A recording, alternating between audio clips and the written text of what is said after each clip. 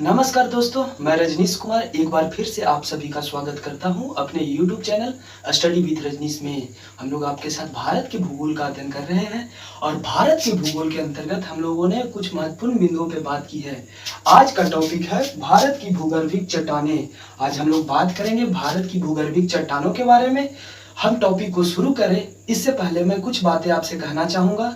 पहली बात तो ये है कि अगर आप लोग मेरे चैनल पे पहली बार आए हैं तो चैनल को सब्सक्राइब कर लें, बेल आइकन को दबा लें और वीडियो पसंद आए तो वीडियो को लाइक करें और उसको शेयर करें।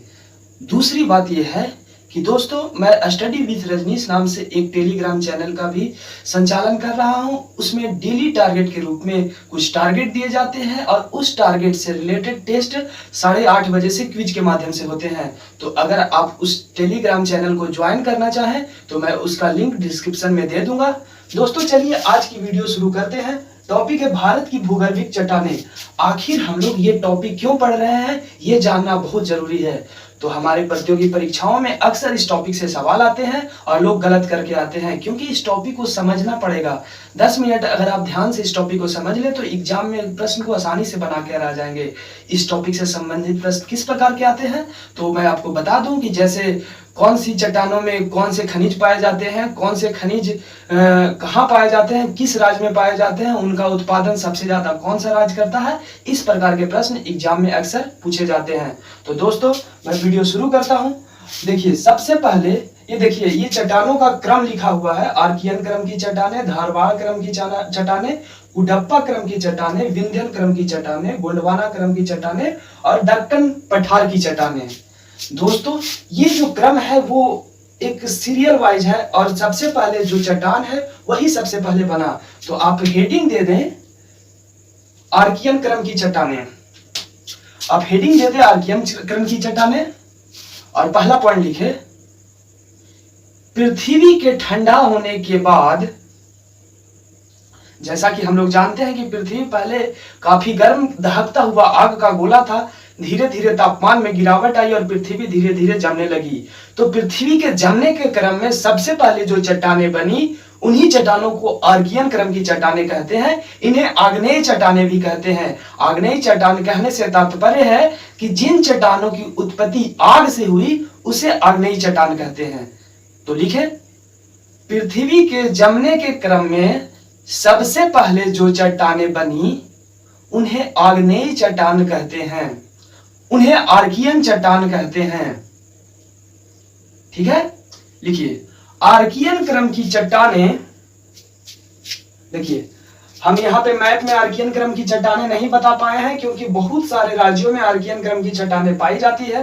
तो लिखेंगे सबसे पहले आर्कियन क्रम की चट्टानें कर्नाटक, मध्य प्रदेश, महाराष्ट्र, तमिलनाडु, उड़ीसा इत्यादि राज्यों में पाई जाती है। आर्कियन क्रम की चट्टानें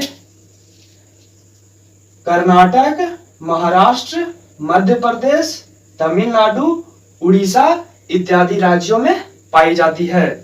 अगला पॉइंट में लिखिए, आग्नेय चट्टानों के आर्कियन चट्टानों के अंतर्गत ग्रेनाइट, नीस, डोलोमाइट, संगमरमर इत्यादि आते हैं।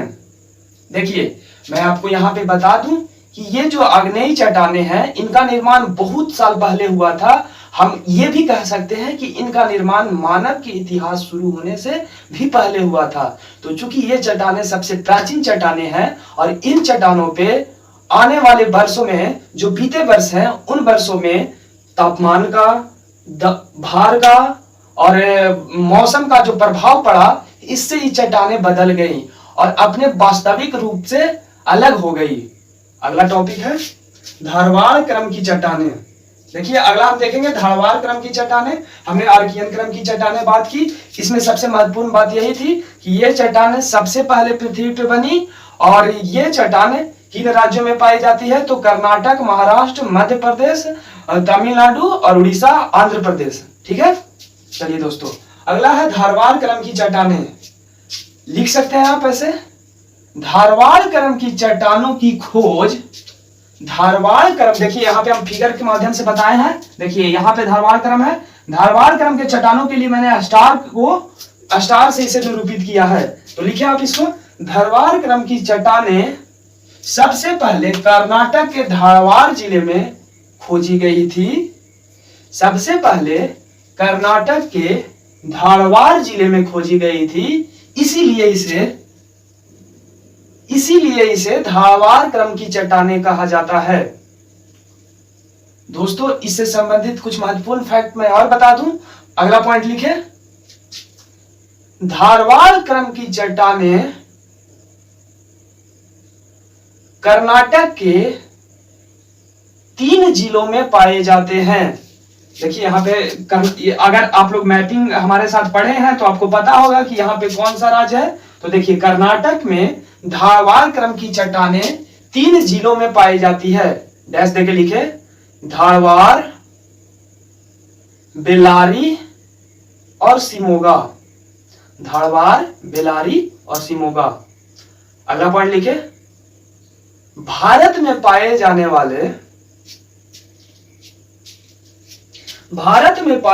वाले समस्त धात्विक खनिज का 98% धारवाड़ क्रम की चट्टानों में पाया जाता है। भारत में पाए जाने वाले धात्विक खनिजों का 98% धारवाड़ क्रम की चट्टानों में पाया जाता है। एक और पॉइंट लिखिए, कर्नाटक के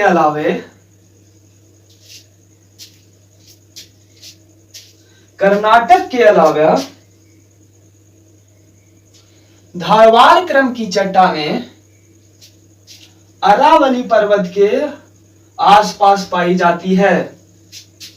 कर्नाटक के अलावे धारवाड़ क्रम की चट्टानें अरावली पर्वत के आसपास पाई जाती है। अगला पॉइंट लिखें, धारवाड़ क्रम की चट्टानें, अगला पॉइंट लिखें, धारवाड़ क्रम की चट्टानें सबसे महंगी चट्टानें होती हैं। यानी अगर आर्थिक महत्व की दृष्टि से देखा जाए तो ये सबसे समृद्धशाली चट्टानें होती हैं, क्योंकि इसमें सभी प्रमुख धात्विक खनिजें पाई जाती है।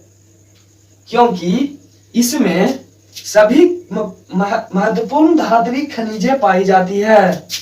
अगला पॉइंट लिखें, धारवाड़ क्रम की चट्टानों में पाए जाने वाले धात्विक खनिजों के अंतर्गत, धारवाड़ क्रम की चट्टानों के अंतर्गत पाए जाने वाले धात्विक खनिजों के अंतर्गत लोहा, सोना, मैग्नीज, तांबा, तांबा, टंगस्टन और क्रोमियम मुख्य रूप से पाई जाती है। अगर आपसे पूछे कि सबसे समृद्धशाली चट्टानें कौन सी हैं, तो आपका आंसर होगा धारवाड़ क्रम की चट्टानें। ठीक है, अगला लिखिए, कर्नाटक में पाई जाने वाली कोलार और हट्टी की खानें धारवाड़ क्रम की चट्टानों में ही पाई जाती है। कर्नाटक में पाई जाने वाली कोलार और हट्टी की खानें धारवाड़ क्रम की चट्टानों में ही पाई जाती है। अगला पॉइंट लिखिए, कोलार और हट्टी की खानें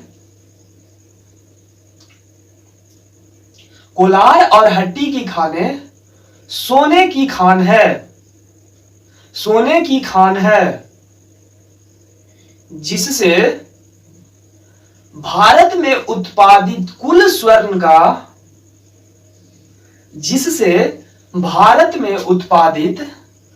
स्वर्ण का या कुल सोने का 88.5% उत्पादन होता है। कितना होता है? 88.5% स्वर्ण का उत्पादन अकेले ये कौन सा है? कर्नाटक करता है। अभी हमने बताया कि धारवाड़ क्रम की चट्टानें कर्नाटक के अलावे अरावली क्षेत्र के अंतर्गत आती है और अरावली क्षेत्र के अंतर्गत विशेष रूप से राजस्थान में। तो दोस्तों मैं आपको बता दूं कि हाल फिलहाल में राजस्थान में भी स्वर्ण भंडार का पता चला है और ऐसा अनुमान लगाया जाता है कि अगर राजस्थान से स्वर्ण खनन शुरू किया जाए तो यह देश का 5वां सबसे बड़ा स्वर्ण उत्पादक राज्य बनेगा। क्लियर है आपको? तो इस प्रकार हमने 2 क्रम की चट्टानों को देखा।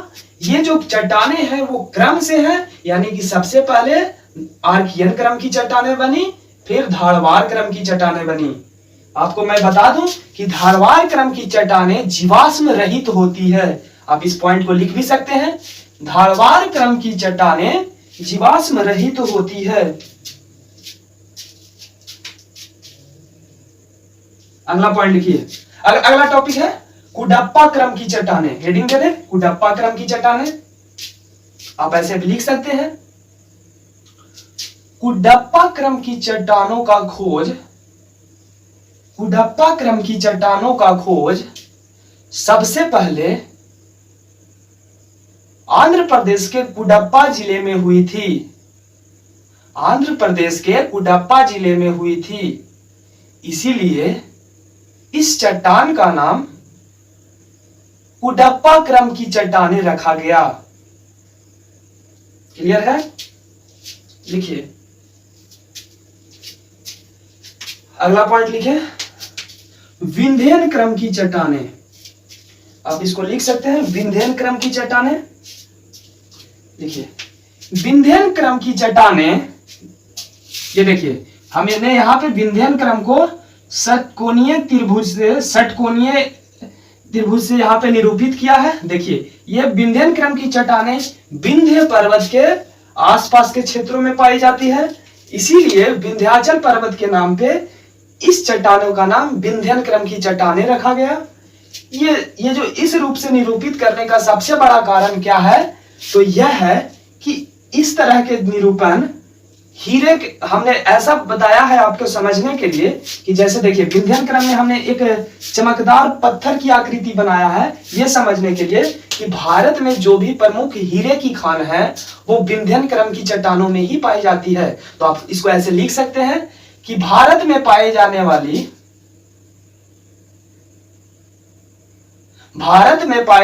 वाली समस्त हीरे की खानें विंध्यन क्रम की चट्टानों में पाई जाती है।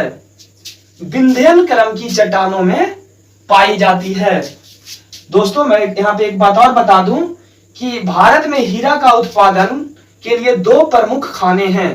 एक है हीरा का पन्ना की खानें और दूसरा गोलकुंडा की खानें। तो पन्ना की खान मध्य प्रदेश में है विंध्यन क्रम के अंतर्गत, और गोलकुंडा की खान जो है वो है आपका आंध्र प्रदेश में। तो यहाँ पे ध्यान देने योग्य बात यह है कि हमने अभी बताया कि भारत में हीरा विंध्यन क्रम की चट्टानों में पाई जाती है। तो इससे यह पता चलता है कि विंध्यन क्रम की चट्टानों का विस्तार आंध्र प्रदेश में भी है। तो आप ऐसे लिख सकते हैं कि विंध्याचल पर्वत के इर्द गिर्द के अलावे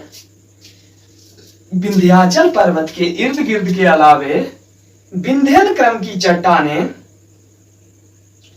आंध्र प्रदेश में भी पाई जाती है। क्लियर है?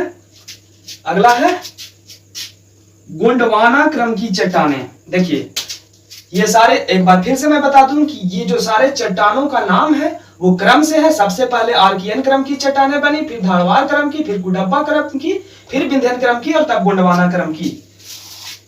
गोंडवाना क्रम की चट्टान आपके एग्जाम के दृष्टि से काफी महत्वपूर्ण है। आप इसको ऐसे लिख सकते हैं, लिखिए, गोंडवाना क्रम की चट्टानें नदी घाटियों में पाई जाती है। भारत में गोंडवाना क्रम की चट्टानें नदी घाटियों में पाई जाती है। देखिए, गोंडवाना क्रम को हमने यहाँ कोयला से निरूपित किया है। देखिए यहाँ पे कोयला, गोंडवाना क्रम की चट्टानें। देखिए यहाँ पे गोंडवाना क्रम की चट्टानें कहाँ कहाँ पाई जाती है। देखिए इस क्षेत्र में, इस क्षेत्र में और इस क्षेत्र में। हम आपको बताएंगे कि ये जो नदी घाटी है ये कौन कौन सी नदी घाटी है। कृपया बने रहें। लिखिए अगला पॉइंट, हमने अभी बताया कि गोंडवाना क्रम की चट्टानें नदी घाटियों में पाई जाती है। अगला पॉइंट लिखिए, भारत में गोंडवाना क्रम की चट्टानें 3 नदी घाटियों में प्रमुख रूप से पाई जाती है। भारत में गोंडवाना क्रम की चट्टानें 3 नदी घाटियों में प्रमुख रूप से पाई जाती है। पहला लिखिएगा आप लोग, दामोदर नदी घाटी क्षेत्र, दूसरा महानदी घाटी क्षेत्र और तीसरा गोदावरी नदी घाटी क्षेत्र। क्लियर है? दामोदर नदी घाटी क्षेत्र में प्रमुख कोयला की खदान क्षेत्र है झरिया कोयला क्षेत्र, और महानदी घाटी क्षेत्र में तलचर कोयला क्षेत्र, और गोदावरी नदी घाटी में सिंगरैनी कोयला क्षेत्र। अगला पॉइंट लिखेंगे आप लोग कि भारत में पाए जाने वाले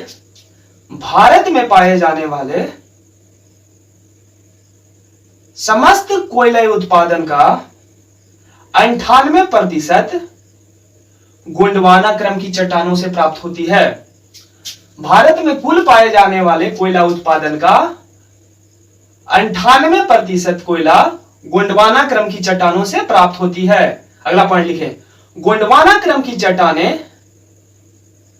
बिटुमिनस प्रकार के कोयला का उत्पादन करने में सक्षम है। तो एक बात क्लियर होता है कि गोंडवाना क्रम की चट्टानों में किस प्रकार का कोयला पाया जाता है, तो बिटुमिनस प्रकार का। ठीक है, आगे बढ़ते हैं। देखिए अगला है दक्कन ट्रैप। दक्कन ट्रैप को समझने के लिए हमको इसे मिटाना पड़ेगा। दोस्तों मैं आपको बता दूं कि फिजिकल ज्योग्राफी में हमें एक सिद्धांत पढ़ना है जिसे हम लोग प्लेट टेक्टोनिक थ्योरी बोलते हैं। क्या बोलते हैं? प्लेट टेक्टोनिक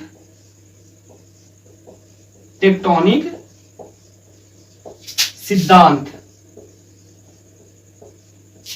प्लेट टेक्टोनिक, आप यहां पे ध्यान देंगे, अभी मैं थोड़ा सा बेसिक बात बता दूं। प्लेट टेक्टोनिक सिद्धांत के अंतर्गत पृथ्वी पर पाई जाने वाली चट्टानें 3 तरह की गति करती है। पहला अपसारी, इसमें चट्टानें एक दूसरे के निकट आती है। दूसरा अभिसारी, इसमें चट्टानें एक दूसरे से दूर जाती है। और तीसरा है संरक्षी, इसमें चट्टानें ना तो एक दूसरे से दूर जाती है ना नजदीक आती है, बल्कि एक दूसरे पे रगड़ करती है। तो देखिए हमारा जो दक्षिणवर्ती भाग है, हमारा जो दक्षिणी भारत है, वो भारत का सबसे प्राचीन भाग है और वो अफ्रीका के प्लेट से टूटकर अलग हुआ है। अगर आप देखेंगे भारत का दक्षिणी भाग को, तो यही हमारा प्राचीन भारत था और ये जो है अफ्रीका से टूटकर अलग हुआ है और यह उत्तर पूरब की दिशा की ओर अग्रसर गतिशील है। तो देखिए दोस्तों, मैंने बताया कि प्लेट टेक्टोनिक थ्योरी का जो दूसरा है अभिसारी, इसमें 2 प्लेट एक दूसरे के दूर जाते हैं। तो जैसे ही ये प्लेट अफ्रीका के प्लेट से दूर हुआ तो 2 प्लेट एक दूसरे से दूर हुए और यह क्रिया कहलाया अभिसारी क्रिया। जब 2 प्लेट एक दूसरे से दूर होते हैं तो इसमें भी 2 तरह की क्रियाएं होती है। एक होता है केंद्रीय उद्भेदन, एक दरारी उद्भेदन। अगर 2 प्लेटों के दूर होने के क्रम में जो दरार पड़ा है वो दरार छोटा है तो केंद्रीय उद्भेदन होगा, और केंद्रीय उद्भेदन होगा तो ज्वालामुखी पर्वत का निर्माण होगा। ठीक है, और अगर दरारी उद्भेदन होगा तो उद्भेदन का जो मुंह होता है वो बड़ा होता है, और बड़े मुंह होने के कारण अंदर से निकलने वाले लावा काफी बड़े मात्रा में निकलते हैं और फैल जाते हैं। देखिए ये जो भाग है ये उन्हीं लावा के निक्षेप से बना है। आप देख रहे हैं दक्षिण भारत का जो पश्चिमी भाग है वो उन्हीं लावा के निक्षेप से बना है, और यह एक प्रकार का बैसाल्ट चट्टान था। जब ये इस लावा का निक्षेप हुआ तो ये बैसाल्ट चट्टान के रूप में इस क्षेत्र में फैल गया। लेकिन दोस्तों एक बात आपको जान लेना है कि बैसाल्ट चट्टान जब काफी वर्षों तक पड़े रहते हैं तो उनमें धूप का, मौसम का, तापमान का सभी प्रभाव के कारण उनका क्षरण होता है, और वो क्षरण होने के बाद वे काली मिट्टी में बदल जाते हैं। तो इस तरह से हम लोग जानते हैं कि ये जो भाग है इस क्षेत्र में काली मिट्टी पाई जाती है। और काली मिट्टी किस पठार पे पाई जाती है? तो दक्कन के पठार पे पाई जाती है। हम लोग दक्कन ट्रैप के बारे में बात कर रहे हैं। देखिए दक्कन ट्रैप, तो दक्कन पठार पे काली मिट्टी पाई जाती है। काली मिट्टी कैसे बनी? तो बैसाल्ट चट्टानों के ऋतुक्षरण से। बैसाल्ट चट्टान कैसे बने? तो प्लेट टेक्टोनिक के अभिसारी क्रिया द्वारा जो दरारी उद्भेदन हुआ उस उद्भेदन से फैले मलबा से बने। तो इस प्रकार आप देखेंगे कि यहाँ पे बैसाल्ट चट्टान का निर्माण हुआ और बैसाल्ट चट्टान के बाद ये काली मिट्टी के रूप में बदल गया। तो हम लोग जानते हैं कि यहाँ पे कौन सी चट्टानें पाई जाती है, तो दक्कन ट्रैप की चट्टानें पाई जाती है काली मिट्टी के रूप में, और यही काली मिट्टी कपासी मिट्टी के नाम से भी जानी जाती है, जहां कपास की खेती की जाती है। क्लियर है दोस्तों? तो दोस्तों इस प्रकार से हम लोगों ने देखा कि भारत में किस प्रकार की चट्टानें पाई जाती है, उन चट्टानों की स्थिति क्या है, और उनका जो उनमें जो पाए जाने वाले खनिज हैं वो कौन कौन से खनिज हैं। दोस्तों तो आज का वीडियो हम यहीं पे समाप्त करेंगे। वीडियो समाप्त करने से पहले मैं आप लोगों से कहूंगा कि अगर आप इस चैनल पे पहली बार आए हैं तो चैनल को सब्सक्राइब करें, वीडियो पसंद आए तो वीडियो को लाइक करें और शेयर करें। धन्यवाद।